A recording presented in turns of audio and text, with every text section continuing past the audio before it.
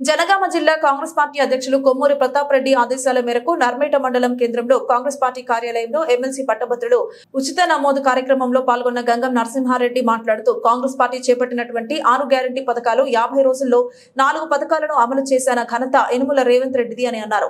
అనంతరం వారికి బాలాభిషేకం చేశారు. అందులో భాగంగా ఏదైతే అనుచిత వ్యాఖ్యలు చేసినటువంటి బాల్క సుమన్ ను ఖబర్దార్ అంటూ గ్రామాలలో తిరగకుండా చేస్తామని అన్నారు. ఇప్పటికైనా నోరు దగ్గర పెట్టుకుని మాట్లాడాలని అన్నారు. ఇందులో భాగంగా గ్రాడ్యుయేషన్ ఓటు హక్కు వినియోగించుకుని అత్యధిక మెజారిటీతో గెలిపించుకోవాలని తెలిపారు. ఈ కార్యక్రమానికి కొమరవెల్లి దేవస్థాన మాజీ చైర్మన్ కుమారస్వామి, మాజీ జెడ్పీటీసీ గారు వాదే మోహన్ రెడ్డి గారు, అదేవిధంగా ఓబీసీ సెల్ రాష్ట్ర కార్యదర్శి యాదన్న గారు, కిసాన్ సెల్ అధ్యక్షుడు చోల పరశురాములు గారు, అదేవిధంగా పిఎస్సి డైరెక్టర్ కూకట్ల చంద్రమౌళి గారు, ఎంపీడీసీ కార్యక్రమాన్ని ఇంత పెద్ద ఎత్తున చేసేందుకు వారికి మరొకసారి కూడా పేరు పేరున ధన్యవాదాలు తెలియజేసుకుంటూ, ఈరోజు కాంగ్రెస్ పార్టీ మండల కేంద్రం ఆఫీసులో ఉచిత ఓటర్ నమోదు కార్యక్రమం చేశాం. కాబట్టి రాజ్యాంగం కల్పించిన హక్కు మనకు ఉమ్మడి ఖమ్మం, వరంగల్, నల్గొండ జిల్లాల గ్రాడ్యుయేట్ ఆఫీసులో వస్తే అది ఉచితంగా కూడా వాళ్ళ ఓటర్ నమోదు చేయడం జరుగుతుంది. ఇది అందరూ కూడా ప్రతి గ్రామంలో తీసుకోవాలని చెప్పేసి వాళ్ళ సర్టిఫికేట్ గ్రామ పార్టీ అధ్యక్షులు కూడా ఈ సందర్భంగా నర్మేట మండల పార్టీ తరఫున తెలియజేస్తున్నాము. అదేవిధంగా ఈరోజు మన ముఖ్యమంత్రి వర్యులు యనుమల రేవంత్ రెడ్డి గారు 6 గ్యారంటీలు మనం 100 రోజుల్లో పూర్తి చేద్దామని చెప్పేసి ఎలక్షన్ల ముందు మన కాంగ్రెస్ పార్టీ ప్రజాప్రభుత్వం వస్తే మేము 6 గ్యారంటీలు అమలు చేస్తామని చెప్పడం జరిగింది. అందులో భాగంగా వచ్చిన 10 రోజుల్లోనే మనం ఒక 2 హామీలు నెరవేర్చడం జరిగింది. మహిళలకు ఉచిత బస్సు ప్రయాణం, అదేవిధంగా ఆరోగ్యశ్రీ 10 లక్షల వరకు 5 లక్షలు ఉంటే 10 లక్షల వరకు ఇచ్చి 10 రోజుల్లోనే ఆ 2 స్కీములు అమలు చేయడం జరిగింది.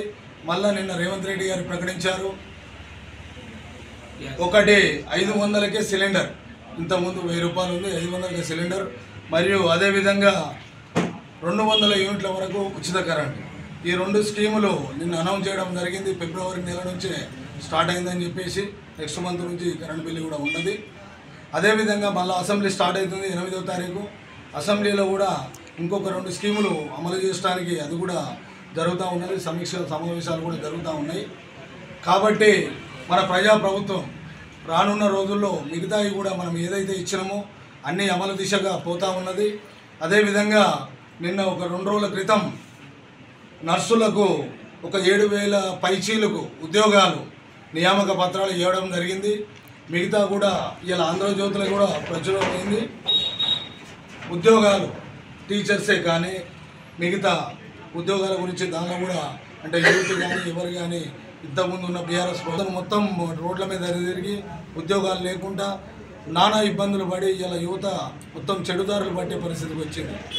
అదేవిధంగా మన ప్రజాప్రభుత్వం వచ్చినాక ఎలక్షన్ ముందు కూడా చెప్పిండు, ఒక 2 లక్షల ఒక ఏడాది 2 నెలలనే 2 లక్షల ఉద్యోగాలు ఇస్తా అని చెప్పిండు.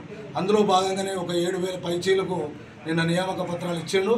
మిగతా రానున్న రోజుల్లో కూడా ఈ 1-2 ఇయర్స్లో 2 లక్షల ఉద్యోగాలు ఇస్తారు. ఆ రేవంత్ రెడ్డి గారు మన ప్రజాప్రభుత్వం కాబట్టి ఈ కార్యక్రమాలన్నీ కూడా ఇప్పుడు చెప్పిన కార్యక్రమాలన్నీ కూడా ప్రజలకు తీసుకుపోయి వచ్చిన ప్రతి గ్రామ పార్టీ అధ్యక్షులు కానీ యూత్ అధ్యక్షులు కానీ సీనియర్ నాయకులు అయితేనేమి అందరూ వచ్చారు. ఈ అందరూ కూడా ప్రజలకు తీసుకుపోవాలి. ఎందుకంటే 1.5 మంత్లోనే మనకు పార్లమెంట్ ఎలక్షన్స్ ఉన్నాయి. ఆ ఎలక్షన్లో ప్రజలకు కూడా వివరించాలి. ఇంకోటి ఏంటంటే బీఆర్ఎస్ ప్రభుత్వం ఉన్నప్పుడు ఆ రాచరిక పాలన కాంగ్రెస్ ప్రభుత్వం వస్తే 3 గంటలు కరెంటు ఇస్తారని చెప్పి మనల్ని చాలా ఇబ్బంది పెట్టారు. ప్రజలకు కూడా కొందరు తప్పుదోవ పట్టించారు. దాంతో కూడా మనకు ఇంకొక 5-10 సీట్లు తక్కువ వచ్చినాయి. అదే ఇప్పుడు అంటే మామూలుగా ప్రజలలో మిగతా ఎక్కడికైనా పోతే డిస్కస్ చేస్తారు, అదే ప్రజలు రైతులు డిస్కస్ చేస్తారు. ఏమని చేస్తారు అంటే అప్పుడు ఏదో 7-8 గంటలు అట్లా వచ్చేది, ఇప్పుడే బాగా వస్తుంది కాంగ్రెస్ ప్రభుత్వం వచ్చినాక అని చెప్పేసి అదే ప్రజలు చెప్తారు. అదేవిధంగా రైతు బంధు కూడా వాళ్ళు ఉన్నప్పుడు మార్చి దానికి ఇచ్చేది, ఇప్పుడు మనకు కూడా 3 ఎకరాల దాకా పడ్డాయి. ఈ మంత్ వరకు మొత్తం టోటల్గా ఉండడానికి ఇస్తా అని చెప్పి రేవంత్ రెడ్డి గారు కూడా చెప్పిండ్రు. ఇది కూడా ప్రజలకు వివరించాలి. అదేవిధంగా రానున్న రోజుల్లో ఈ ఎంపీ ఎలక్షన్లే కాదు, ఎవరికి టికెట్ ఇచ్చినా మన పార్టీని భారీ మేడతోనే అభ్యర్థిని గెలిపించాలని చెప్పేసి ఈ సందర్భంగా